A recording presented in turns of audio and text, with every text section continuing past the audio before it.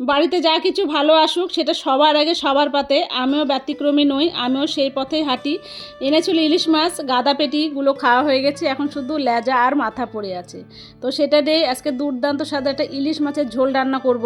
তো ভাবলাম তোমাদের সঙ্গে শেয়ার করি। প্রথমে মাছটাকে একটু লবণ হলুদে মেখে নিলাম, তারপরে সর্ষের তেলে মাছটাকে ভালো করে ভেজে নেব। মাছ ভাজার তেলটা আমি রেখে দিলাম, এই তেলে কিন্তু আসল গন্ধ। আবার একটু সর্ষের তেল দিলাম, ফোড়ন হিসাবে দিয়েছি কালো জিরে, খুব সুন্দর গন্ধ বেরিয়েছে। এবার লম্বা লম্বা করে কেটে রাখা আলু প্রথমে দিয়ে একটু ভেজে নেব, তারপরে যোগ করব বেগুন, কারণ বেগুন খুব তাড়াতাড়ি সেদ্ধ হয়ে যায়।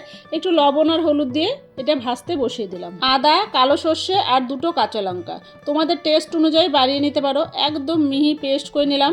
আলু আর বেগুনটাও ভালো ভাজা হয়ে গেছে। এবার আমি দিয়ে দিলাম সেই মশলাটা।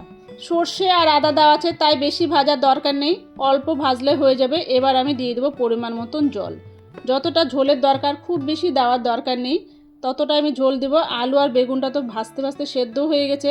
একটু লবণটা দেখে নিলাম, লবণ লাগবে, লবণ দিয়ে দিলাম। মৃদু আছে, এখন আমি রান্নাটা করব। ভাজা ইলিশ মাছটাও দিয়ে দিলাম।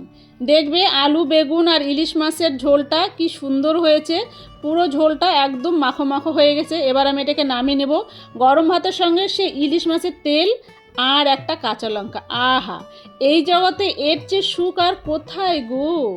এবার সবশেষে আমার প্রিয় ইলিশ মাছের ঝোল। তোমরা একদিন বানিয়ে দেখো, তোমাদেরও প্রিয় হয়ে যাবে, এটা আমি নিশ্চিত। ভালো লাগলে একটা লাইক কমেন্ট শেয়ার করতে ভুলবে না। নতুন বন্ধু এসে থাকলে আমার পেজটাকে ফলো করে দিও। দেখা হবে নতুন একটা রেসিপি নিয়ে পরের ভিডিওতে। ততক্ষণ সবাই খুব ভালো থেকো, সুস্থ থেকো, এনজয় করো। Thank you.